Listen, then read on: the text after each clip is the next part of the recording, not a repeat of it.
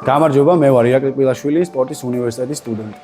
8 მაისს საქართველოს ხელბურთის ეროვნული ნაკრებს უმნიშვნელოვანესი თამაში ელოდება საბერძნეთის ნაკრების წინააღმდეგ. გუნდში იგრძნობა სრული მზადყოფნა, მუშაობთ ტაქტიკურ კომბინაციებზე, კარგად ყავს შესწავლილი მოწინააღმდეგე და დარწმუნებული ვართ ჩვენ შესაძლებლობებში.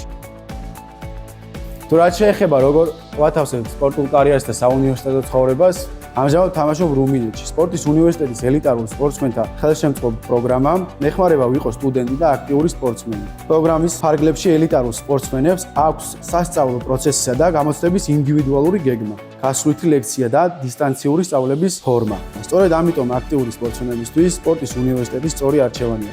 ჩემპიონები სწავლობენ აქ.